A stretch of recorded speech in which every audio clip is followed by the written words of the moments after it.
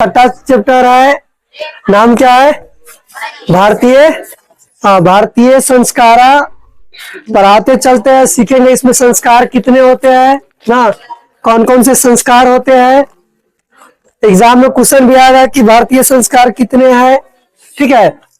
और ऑब्जेक्टिव से लेकर सब्जेक्टिव तक सब बनेगा। ध्यान से सुन लिया था, एक बार ध्यान से सुन लिया ना, ऑब्जेक्टिव तो आराम से बन जाएगा, सब्जेक्टिव थोड़ा जोर देना पड़ेगा, लिख सकता है मिला के। जैसे पाटलिपुत्र वाला पढ़े है, सेम टू सेम वैसे ही है, ठीक है। चलो तो शुरू करते हैं, दिक्कत होगा तो पूछ लेना। हाँ चलो, चैप्टर है भारतीय संस्कारा।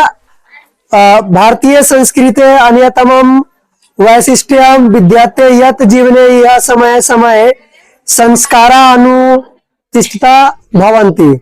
यानी कह रहा है कि भारतीय संस्कृति में अन्यतमम विषयम विद्याते, बहुत सारे अवसर ऐसे होते हैं जहां पे क्या होता है, विद्याते यत जीवने यह समय समय संस्कारा अनुतिष्ठता भवन्ति, जहां पे समय समय पर संस्कार ना की आवश्यकता होती है। यानी समय समय पर क्या जरूरत होती है? संस्कार। अद्य संस्कारा शब्द मतलब अद्य मतलब आज, संस्कारा शब्द सीमितो व्यंग्य रूप प्रजयुते, यानी आज जो है संस्कार शब्द क्या है? सीमित है। क्या है? सीमित है। किंतु संस्कृत रूपकरणम इदम भारतस्य, यानी कह रहा है कि पाठ्य अस्मिन् तेषां संस्काराणां संक्षिप्त परिचय महत्वम च निरूपितम।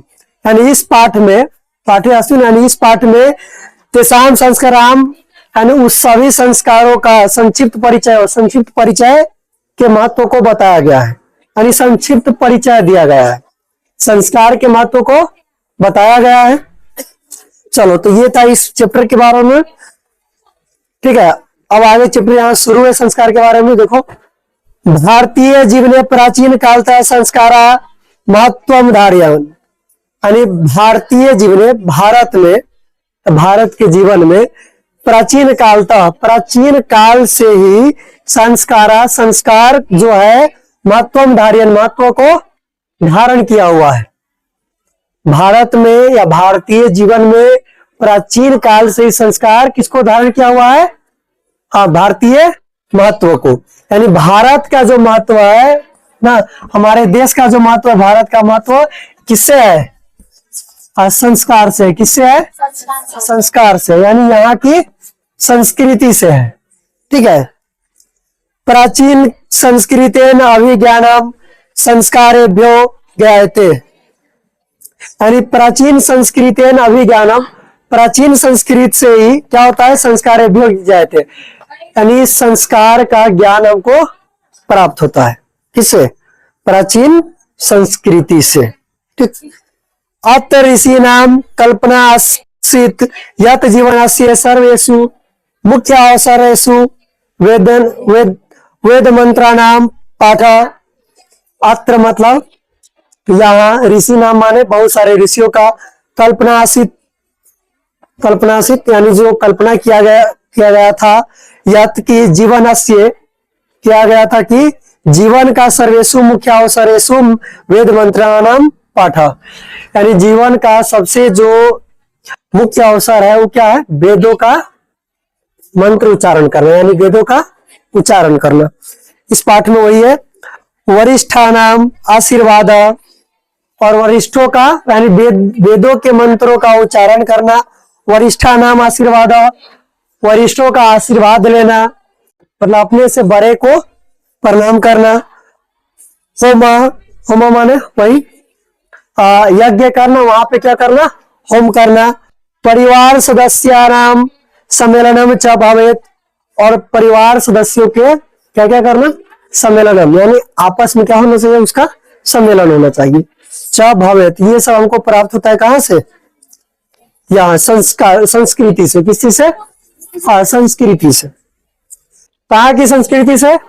भारत की संस्कृति से। यानी भारतीय संस्कृति ऐसी है जिसमें वरिष्ठों का आदर करना ना, परिवार में आपस में मिलजुल कर रहना, और ना वरिष्ठ का आशीर्वाद भी लेना है, होम करना, ये सब इसमें सम्मिलित है। चलो आगे है, तत्सर्वम संस्काराणाम अनुष्ठाने संभवती। तत्सर्वम यानी सभी जगह जो है संस्काराणाम अनुष्ठाने संभवती। संस्कार से क्या होता है? अनुष्ठान संभवती, अनुष्ठान संभव होता है संस्कार से। हाँ, तब जो है संस्कार से अनुष्ठान संभव होता है। यानी हमारे मन में बड़ों के प्रति आदर होना चाहिए, डिसरिस्पेक्ट किसी के प्रति ना हो, सबका रिस्पेक्ट करें हम, तब जाके संस्कार संभव होती है। यानी हमारे अंदर संस्कार समाहित हो सकती है, उसे संस्कार का उत्पत्ति होती है। क्लियर? यानी तुम्हारे अंदर संस्कार तभी आएगा या हमारे अंदर संस्कार तब आएगा जब हम अपने से बड़ों का क्या करें? आदर करें। ठीक है, जैसे यहाँ पे बताया गया है कि वरिष्ठानाम आशीर्वाद होम परिवार सदस्यानाम सम्मेलनम च भवेत्। यानी परिवार में मिलकर आना है, वरिष्ठों का आशीर्वाद लेना है, हाँ, यज्ञ में होम करना है, पूजा पाठ करना है, और इसके अलावा वेदों के मंत्रों का उच्चारण करना है। क्लियर? चलो आगे है, एवं संस्कारा महत्वम धारयन्ति। एवं इसी से ही जो है, और संस्कार जो है महत्वम धारयन्ति, महत्व को धारण करता है। इसी सब के चलते संस्कार किसको धारण करता है? महत्व को। किम च संस्कारस्य मौलिक अर्थ परिमार्जन रूप गुणाधान रूप च न विसर्म्यते। कर आए किम च, और कदापि, मतलब बोल सकते हैं कदापि भी या कभी भी, संस्कार से संस्कार का मौलिक अर्थ परिमार्जन रूप गुणाधान रूप च न विसर्म्यते। यानी संस्कार का जो मौलिक अर्थ है वो क्या है? परिमार्जन और गुणाधान, यानी लोगों का एक दूसरे का आदर करना, परिमार्जन में दूसरे का रिस्पेक्ट करना, इसको भूला नहीं जा सकता। ठीक है, अतः संस्कारा मानवस्य कर्मस। इसलिए जो है संस्कार मानवस्य कर्मस्य परिमार्जने दोषापनयने गुणाधाने च योगदानम कुर्वन्ति। इसलिए संस्कार जो है मानव के कर्मशः परिमार्जने, मानव के जीवन का, ठीक है, दोषों का, गुणाधानों और गुणों का, मतलब दोषों का नाश करता है, दोषों का नाश करता है, गुणों में योगदान करता है। यानी संस्कार से लोगों के गुणों का दोषों का नाश होता है और गुणों का ना क्या होता है? निर्धारण होता है। संस्कार से पता चलता है कि इंसान कैसा है, और संस्कार किसी में आ जाए, अगर कोई व्यक्ति संस्कारी है तो उसके सभी अवगुणों का यानी दोषों का नाश हो जाता है, और उसके अंदर सिर्फ क्या होता है? गुण होता है। यानी जितने भी डिमेरिट्स है खत्म हो जाता है, मेरिट्स है वो बचता है, पनपता है।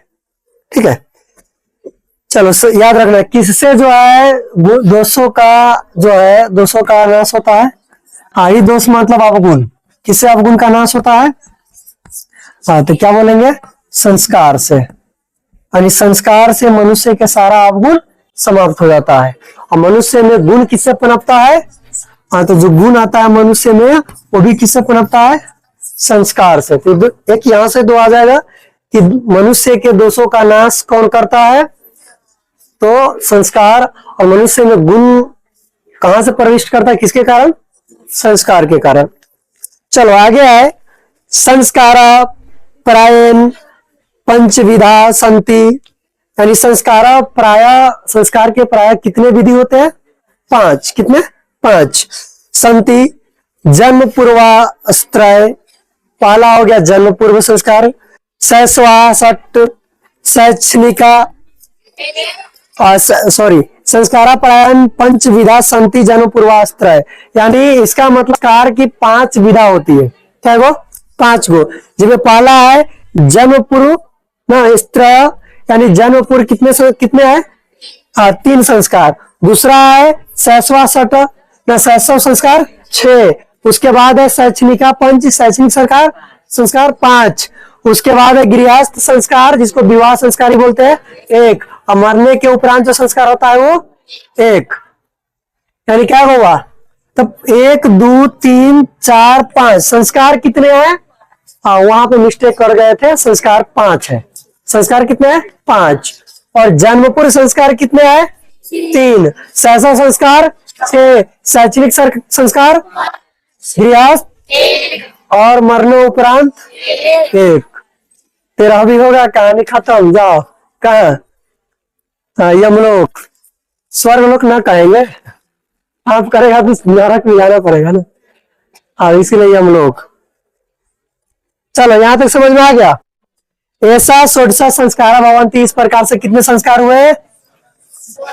हाँ, कुल संस्कार कितने हो गए? 16। याद कर लो कुल संस्कार। पहले बताओ संस्कार कितने हैं? 5। संस्कार के कितने विधा है? 5। जन्म पूर्व, शैशव, शैक्षणिक, विवाह संस्कार और मरणोपरांत संस्कार। और कुल मिला के कितने संस्कार हुए? क्लियर? सुनाई दे रहा है पीछे वाला को? तो गर्दन उठा के बोले। ठीक है, चलो आगे है जन्म पूर्व संस्कारेषु गर्भाधानम। अब देखो जन्म पूर्व संस्कार के बारे में जानते हैं कि जो जन्म पूर्व संस्कार है कौन सा? हाँ, जन्म पूर्व कौन कौन सा है? ध्यान सुनना। जन्म पूर्व संस्कारेषु गर्भाधानम, पुंसवसनम, पुंसवनम, सीमंतोनयनम च इति तरह भवन्ति। यानी च इति तरह भवन्ति। पहला जो जन्म पूर्व संस्कार है वो कौन सा है? गर्भाधान। कौन सा है? हाँ, देख लो अष्ट जो है ये, इसको देख लेते हैं। पहला जन्म पूर्व जो संस्कार है जन्म पूर्व में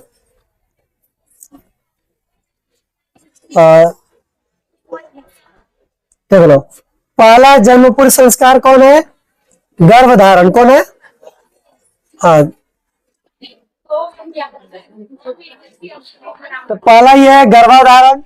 ठीक है, दूसरा है पुंसवनम। दूसरा क्या है? हाँ, पुंसवनम। तीसरा क्या है? सीमंतोनयन। क्या है? सीमंतोनयन। तो जन्म पूर्व कितने संस्कार है? 3 है। च इति तरह भवन्ति, इस प्रकार जन्म पूर्व 3 संस्कार है। याद कर लो जन्म पूर्व संस्कार कितने हैं? 3 है। गर्भाधारण, हाँ, पुंसवनम और सीमंतो नयनम। क्लियर? चलो अत्र गर्भ रक्षा है, आगे सुनो। यहाँ गर्भ रक्षा गर्भावस्था संस्कारोपणम, यानी गर्भ रक्षा में एक ये है गर्भधारण, जहां पे हम क्या करते हैं? गर्भ की रक्षा। गर्भावस्था संस्कारोपणम यानी है, समझ रहेगा। गर्भावस्था संस्कारोपणम यानी एक ये हो गया। तीसरा है गर्भवत्या च प्रसन्नता च इति प्रयोजनम कल्पितम अस्ति। यानी गर्भधारण संस्कार में क्या क्या होता है? तो पहला है कि गर्भ रक्षा। गर्भधारण संस्कार में गर्भ की रक्षा होती है। गर्भ जानता है ना, महिला जब गर्भ धारण करती है उस समय की बात है। ठीक है, तो गर्भ की रक्षा करना। दूसरा है गर्भास्थ से संस्कारोपणम, उसका जो विधि होता है पूजा पाठ ना, जो क्या क्या होता है ना, क्या क्या बरतना है ना, वो चीज करना। इसके अलावा गर्भवत्या च प्रसन्नता, और गर्भ के समय जब गर्भ धारण उस समय क्या रहा? कैसे रहना? प्रसन्न रहना। च इति प्रयोजनम कल्पितम अस्ति, ये सब माना गया है कि ऐसे रहना चाहिए। तो ये हो गया जन्म पूर्व संस्कार। अब है शैशव संस्कारेषु। अब देखो शैशव संस्कार में क्या क्या होता है? शैशव संस्कारेषु मतलब शैशव संस्कार में, शैशव में है जात कर्म। क्या है? ये जन्म पूर्व संस्कार कब होगा? बच्चा के यानी शिशु के जन्म के पूर्व, जब महिला गर्भ धारण करती तो उसकी रक्षा करना। दूसरा क्या है? पुंसवनम, मतलब वही चीज है, सेम चीज, उसका देख रेख कर सकते हैं। सीमंतोनयन, हाँ, उसमें संस्कारोपणम या गर्भवत्या प्रसन्नता आदि सब आता है। इसमें सीमंतोनयन ऐसे मान सकते हैं शैशव संस्कार अलग से आ जाएगा। देखो तो यहाँ गर्भ धारण होगा, पहला चीज गर्भ धारण। दूसरा पुल स्वर्ण में क्या हो जाएगा, उसको हम ऐसे ले सकते हैं जैसे शिशु का जन्म हो जाता है सो, और सीमंतो नयनम, सीमंतो नयनम मतलब उसके बाद उसकी देखरेख करते हैं सो। ठीक है, कहने का मतलब है उसको नहाना। सबसे पहले महिला गर्भवती होती है, फिर उसके बाद उसका जन्म होता है, फिर बच्चा का देख रेख के लिए क्या करते हैं, उसको अच्छे से नहलाते उलाते हैं जन्म के बाद। ये होता है संस्कार। चलो आगे, शैशव संस्कार येसु, यानी शैशव संस्कार में जात कर्म क्या होता है, जात कर्म मतलब उसका जाति निर्धारित होता है। नामकरणम, तो उसका नाम रखते हैं। निष्क्रमणम, हाँ उसका निष्क्रमण होता है। अन्नप्राशनम, अन्नप्राशनम करते हैं यानी भोजन खिलाते हैं। चूड़ा कर्म, चूड़ा कर्म मतलब बाल, हाँ मुंडन मुंडन करवाते हैं। कर्ण भेदी चैती क्रमशो भवंती, और कर्ण भेदी यानी कान भी छिदवाते हैं। तो ये सब संस्कार होता है। अभी के समय में जो कान नाक है, कान छिदवाने का मतलब ये सिर्फ कौन करती है, लड़कियां, महिलाएं। पहले के टाइम में देख लो हनुमान जी कुंडल पहने हुए, राम भगवान कुंडल पहने हुए, कान नहीं छिदवाते थे, नाक छिदवाते थे। सॉरी कान छिदवाते थे, नाक नहीं छिदवाते थे। हाँ, तो पहले कुंडल पहने हुए, कोई भी देवी देवता देख लो, चाहे कृष्ण जी हो ना या कोई भी हो, सब क्या पहनते थे, कुंडल। ठीक है, तो जन्म शैशव संस्कार कितने आए, से कौन कौन आए। पहला जात कर्म यानी जाति का निर्धारण होता है। दूसरा नामकरण यानी किसका निर्धारण होता है, नाम का।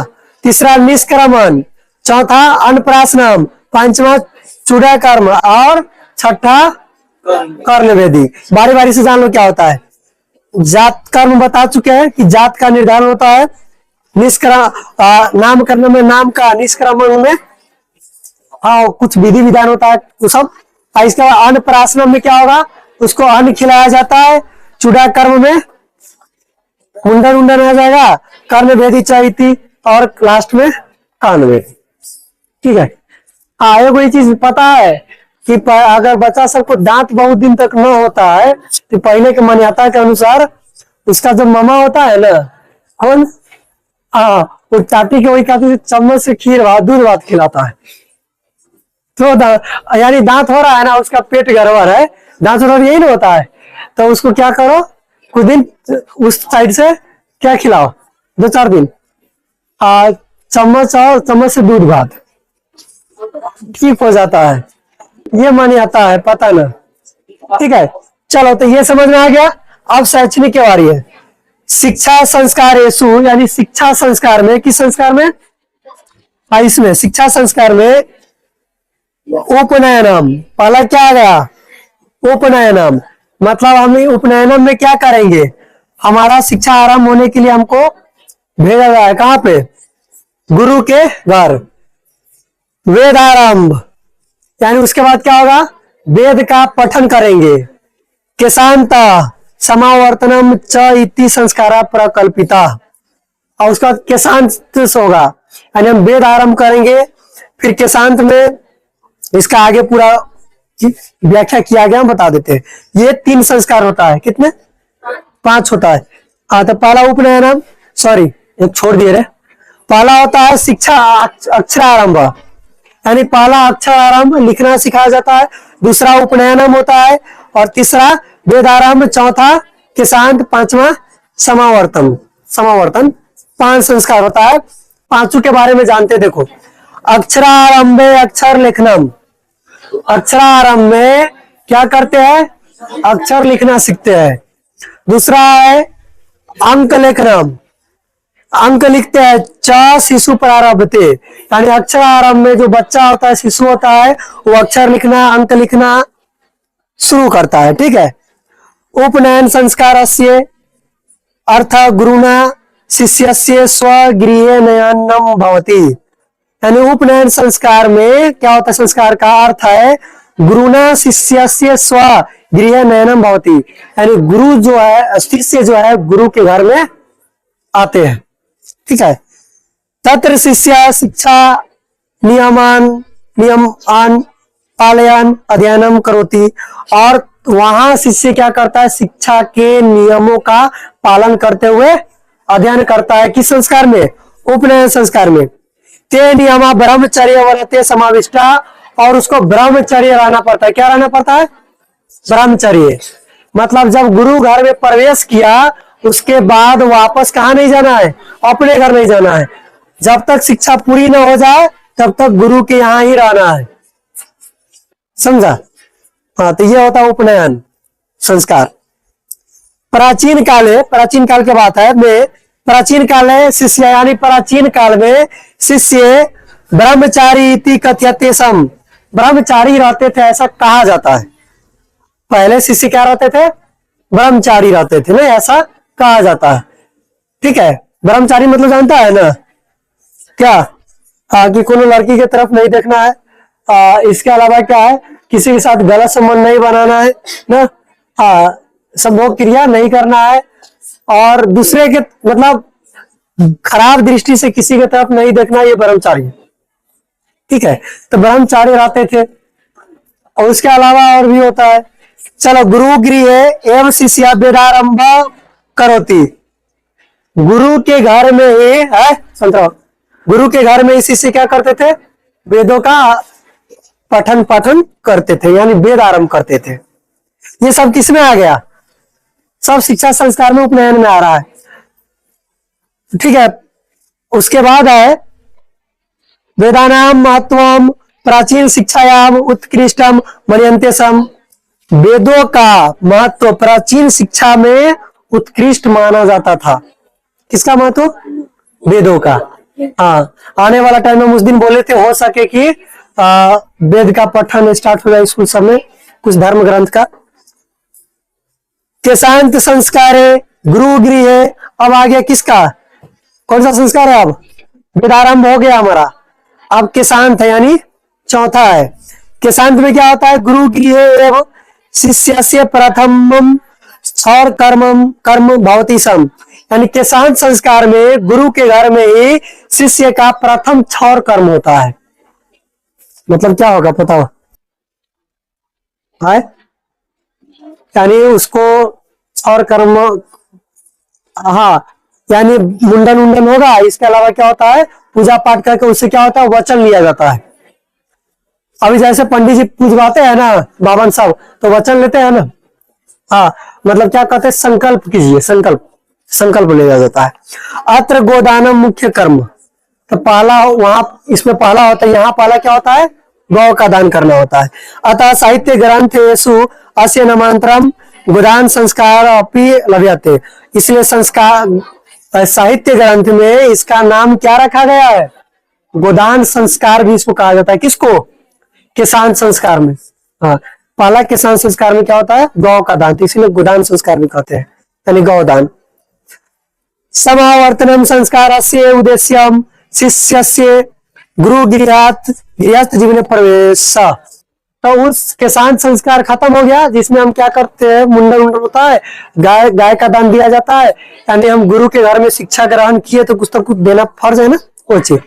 अब है कौन संस्कार, समावर्तन संस्कार से उद्देश्यम, यानी समावर्तन संस्कार का उद्देश्य शिष्य गुरु गृहस्थ जीवन प्रवेश का उद्देश्य है कि शिष्य का गुरु के घर से अपने गृहस्थ जीवन में प्रवेश करना, समावर्तन संस्कार में।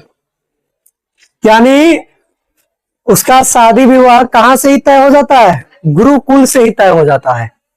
जैसे राम भगवान गए थे बचपन में, और पूरा संस्कार पूरा करने के बाद लास्ट में केशांत समावर्तन संस्कार में क्या करते हैं, उनके जो गुरु है, गुरु को वशिष्ठ, हाँ, वो कहाँ ले आते हैं, यानी वो भ्रमण करते करते अयोध्या ले जाते हैं। कहाँ पे, सॉरी भ्रमण करते कहा,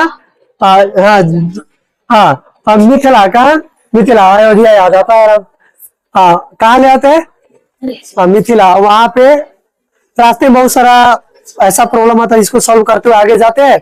और वहां पे क्या होता है, वो गए होते हैं किसके तौर पे, यानी उस सभा में भाग लेने नहीं गए होते हैं, गुरु को, यानी राजा जनक है उसके तरफ से यानी इनवाइट आया होता है किनको, गुरु वशिष्ठ को, कि आने के लिए। तो जब जा रहे होते हैं तो सोचते हैं कि हम अपना शिष्य को भी लेते चले। तो 5-6 आदमी से जाते हैं, तो अपने शिष्य को भी, यानी राम लक्ष्मण को भी, राम जी को लक्ष्मण जी को भी लेते जाते हैं। लेकिन तो भाग लेने नहीं गए होते हैं, और जब पूरा अगर कोई धनुष न उठा पाता तो उसमें बाद में क्या होता है, तो ऐसा भी हो जाता है कभी कभी। तो समावर्तन संस्कार में मेन रूप से ये होता है कि गुरु के घर को त्याग कर कहां पे आना, अपने घर में प्रवेश करना, यानी गृहस्थ जीवन में। शिक्षा अवसाने गुरु शिष्यान उपदिश्य गृहम प्रेषयति। शिक्षा अवसाने यानी शिक्षा समाप्त होने के बाद गुरु जो है शिष्य को उपदेश्य गृहम प्रेषयति, घर में प्रवेश के लिए, गृहस्थ जीवन में प्रवेश के लिए क्या करते हैं, उपदेश देते हैं। क्या करते हैं, उपदेश देते हैं। उपदेश ससु प्रायण जीवनस्य धर्म प्रतिपादयन्ते। और उपदेश में कहते हैं, उपदेश देते हैं, उसमें बोलते हैं कि प्रायण जीवनस्य धर्म प्रतिपादयन्ते, कि हमेशा जीवन में धर्म का पालन करते रहना, हमेशा जीवन में धर्म का पालन करते रहना। शिक्षा पालन करते रहना, यथा जैसे कि सत्यमवद यानी सच बोलना चाहिए, धर्मचर धर्म के रास्ते पे, पथ पे चलना चाहिए। स्वाध्यायानामा प्रमद, हमेशा क्या होना, ध्यान मग्न होना चाहिए, मतलब मौन धारण करना चाहिए, जो कि अभी हम शनिवार को कराते हैं। इसमें सब कुछ है, वो आंख से ताकेगा, कोई दूर से ताकेगा, कहते खोखता खांसता रहता है ना। हाँ, तो सबसे देखो, सबसे अच्छा चीज क्या है, मन के शांति मिलेगा एक ही चीज में, वो होता है ध्यान। ध्यान लगाना चाहिए। इसीलिए बड़े बड़े जो ऋषि मुनि है या गुरु जो होते थे, वो लोग क्या करते थे, पहले ध्यान लगाते थे, साइड में एकांत में जाके ध्यान लगाते थे। ठीक है, यानी ध्यान लगाने में बहुत सारे समस्या सॉल्व हो जाता है। इसलिए बोलते हैं शनिवार को जो हम मौन धारण करवाते हैं, ध्यान करवाते हैं, वो इसलिए नहीं होता है कि हम ईश्वर का ही नाम ले, नाम भी ले, ईश्वर का नाम लेना है, ले सकता है। ठीक है, वो इसलिए होता है कि हम अपने मन को शांत रख सके, यानी कम से कम 2 मिनट 5 मिनट मन को शांत रखे, यानी अपने मन को अपना बस में रखना है। क्या मिनट, 2 से 5 मिनट अपने मन को अपना बस में रखना, इसलिए शनिवार को मौन धारण कराया जाता है। अब बच्चा सब है, तो बच्चा सबको नहीं पता है, तो लोग ईश्वर का नाम लेते, तो वो अच्छा चीज है कि अपना ध्यान एक जगह केंद्रित कर दिया ईश्वर पे। लेकिन तू लोगों को, तू सब समझता है, तू लोगों का ना डर के ताकेगा, को उसको बिच्छा करते नहीं, ऐसे होता है। चलो इत्यादि इस प्रकार से और भी बताए। तो ये हमारा कौन सा संस्कार खत्म हुआ, शैक्षणिक संस्कार। अब एग्जाम में क्वेश्चन यहाँ से क्या आएगा कि जन्मपुर संस्कार का वर्णन करे, तो जन्मपुर संस्कार के बारे में लिखना है कि ये 3 होते हैं और तीनों का नाम लिखना है।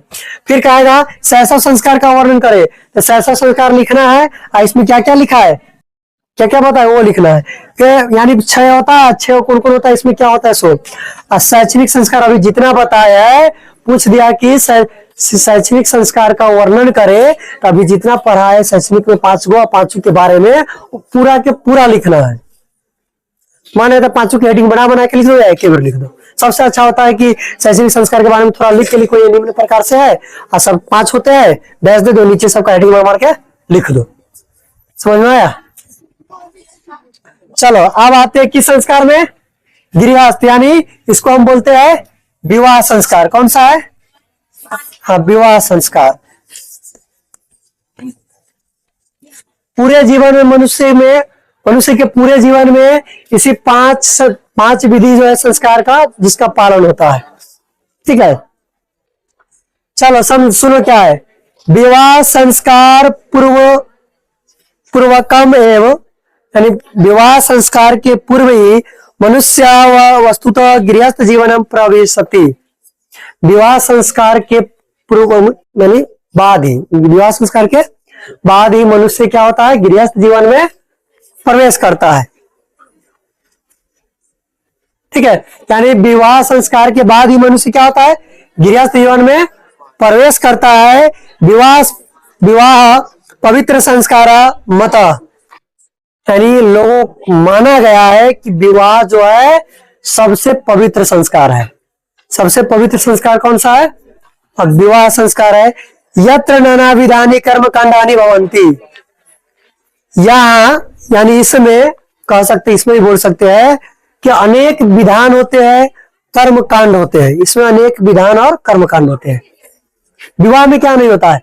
विवाह में देखो, पहला क्या, हम ईश्वर का भी पूजा करते हैं नहीं, और अपने एक नया जीवन का नया अध्याय शुरू करते हैं, उसमें संकल्पित भी होते हैं, वचन भी देते हैं, और वो वादा करते हैं कि वचन का पालन करेंगे, लास्ट तक नहीं तोड़ेंगे।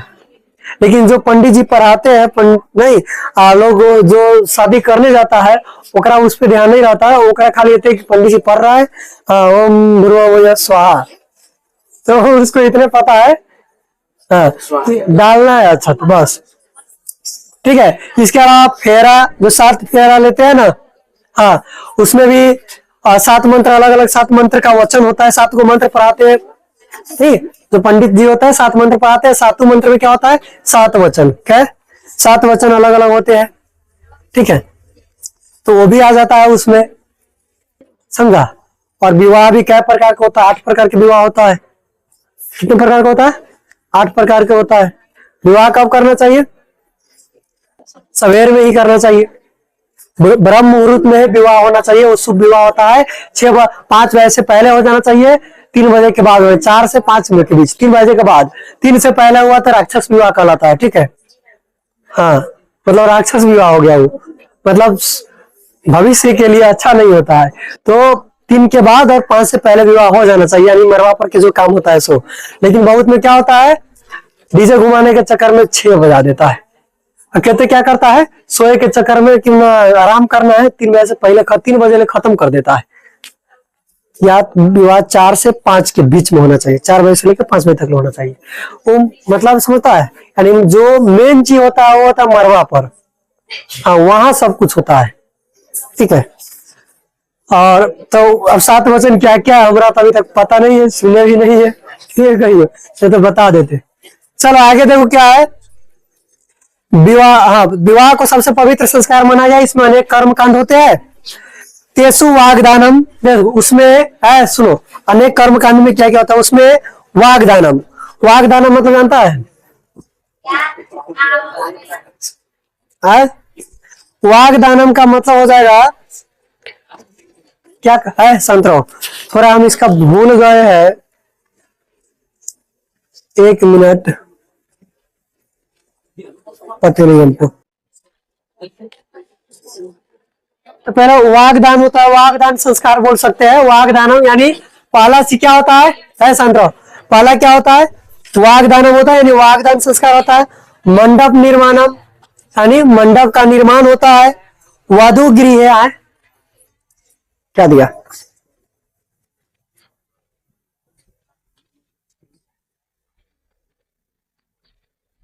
हाँ, वागदानम के वागदाने बोलेंगे, ठीक है।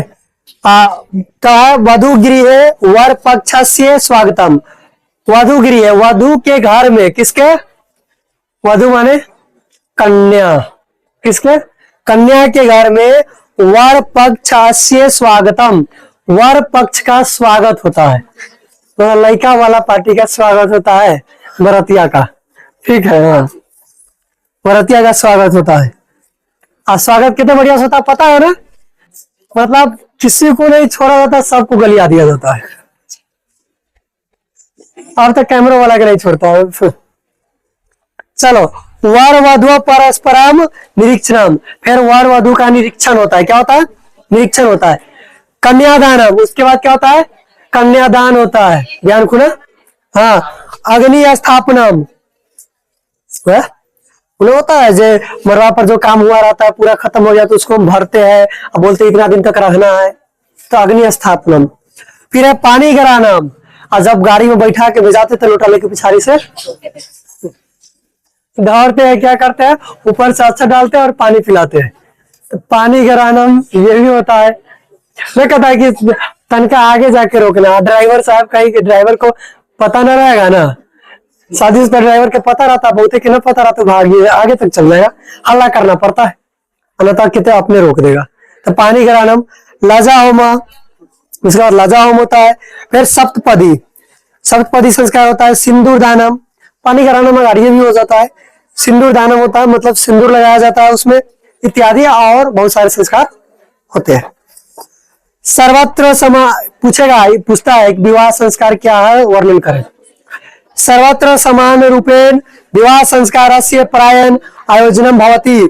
सभी जगह विवाह संस्कार प्राय समान रूप से आयोजन होता है, यानी विवाह संस्कार का आयोजन सभी जगह समान रूप से होता है। मुसलमान में भी होता है, थोड़ा अंतर होता है, बस वैसे होता है, थोड़ा अंतर आता है। अब हम ना देखें लेकिन अंतर आता होगा। चलो आगे है, तदनंतरम गर्भा है संतर, तदनंतरम गर्भाधानाद्य संस्कारा पुनरावर्तन्ते जीवन चक्रम च भ्रमति। उसके बाद गर्भ धारण होता है और जीवन चक्र का आरंभ होता है। तब आ गया जीवन के मोहमाया में। अब घूमो, नाम में कथी है, देखो दिया है जीवन चक्रम च भ्रमति। जीवन चक्र में भ्रमण करो, अब घूमते रहो इसमें। इसीलिए बोलते हैं ना, जो करना है शादी से पहले, तो शादी 30 तक कर सकते हैं, 27-28 तक, ठीक है। 30 फाड़ना नहीं है, 30 से पहले कर लेना है। 25 के बाद तक ले जा सकते हैं, यानी 26, 27, 25 तक जा सकते हैं, 30 नहीं जाना है, ठीक है। 22, 23 आम बात है, करना ही नहीं है। 25 क्लियर करो, 25 या 26, 27 में कर लो, ठीक है। हाँ, ताकि पहले घूमना फिरना वाला काम पूरा हो जाए। न तो एक बार जीवन चक्र में बंध गया तो गोल गोल चक्र की तरह नचते रहो उसमें। चलो, मरण अनंतरम अंत्येष्टि संस्कार अनुष्ठियते। मरने के बाद अंत्येष्टि संस्कार होता है। कौन संस्कार? हाँ, ये है। मरने के बाद लास्ट संस्कार क्या है? अंत्येष्टि। बताओ अंत्येष्टि संस्कार कब होता है? तो बोलेंगे जन्म पूर्व सहसा शैक्षणिक रियाज। तो लास्ट संस्कार क्या है? लास्ट संस्कार क्या है? अंत्येष्टि। कब होता है? मरने के बाद। और उसमें क्या होता है? एवं भारतीय जीवन दर्शन से महत्वपूर्ण उत्पादनम संस्कार इति। इसी प्रकार भारतीय जीवन दर्शन का सबसे महत्वपूर्ण उत्पाद क्या है?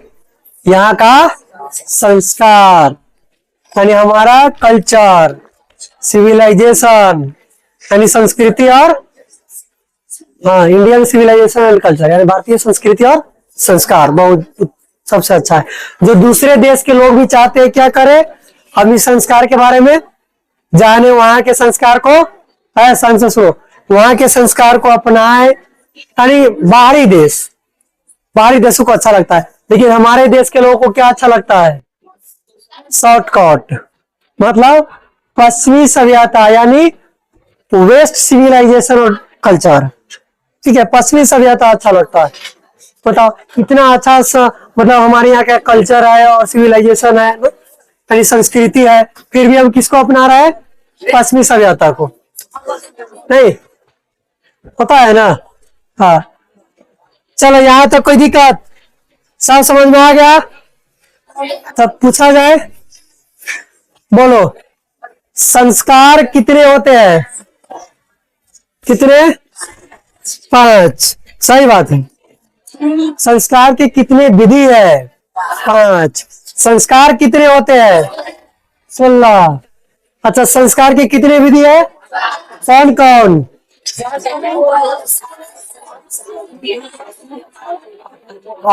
यानी पहला हो गया जन्म पूर्व, दूसरा शैशव, शैक्षणिक, विवाह संस्कार, अंत्येष्टि संस्कार।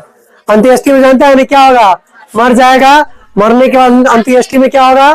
13 दिन का काम होता है, 13वीं होगा, कहते कहते के 16वीं होता है।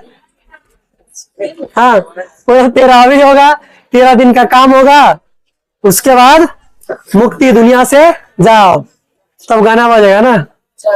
हाँ, चला गया।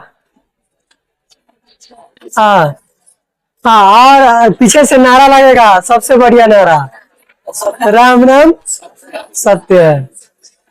हाँ, राम राम, और सबको यही रहता है, मतलब लास्ट सत्य यही है। बाकी है सुनो, तो नारा क्यों लगाया जाता है राम नाम सत्य है? क्योंकि राम नाम के अलावा, ईश्वर के अलावा दुनिया में कुछ सच नहीं है। हाँ, और मर एक लास्ट सच क्या है? राम नाम सत्य है, मतलब मृत्यु। मृत्यु से बाहर कोई चीज सत्य नहीं है, इसीलिए नारा लगाते हैं राम नाम सत्य है। हाँ, ये सब लोभ माया है, मोह माया है। सब क्या है? मोह माया है। ठीक है। हाँ, मोह माया है ना। जन्म लिए, मम्मी है, पापा है, भाई है, दोस्त है, यार है, ये है, वो है, फिर शादी विवाह विवाह किए, पढ़ना है, लिखना है, पूरा जीवन ना, और इसके बाद मर जाना है ना। मंजिल वो है ना, कहावत है ना, क्या है? मंजिल तो शमशान ही था सबके, लेकिन पूरा जीवन बीत गया ढूंढते ढूंढते, है ना। तो अंतिम मंजिल कहाँ है? हाँ, यानी मंजिल तो शमशान घाट ही था, पर पूरा जीवन बीत गया घूमते घूमते। तो अंतिम मंजिल वही है, लास्ट में पहुंचेंगे कहाँ? शमशान घाट में। तो सबसे ज्यादा सुकून कहाँ मिलेगा? शमशान घाट में। यानी आदमी को मुक्ति कहाँ मिलती है? अलग क्या कर रहा है? शांत रहो ना। बैल सब कहीं क्या चिल्ला रहा है?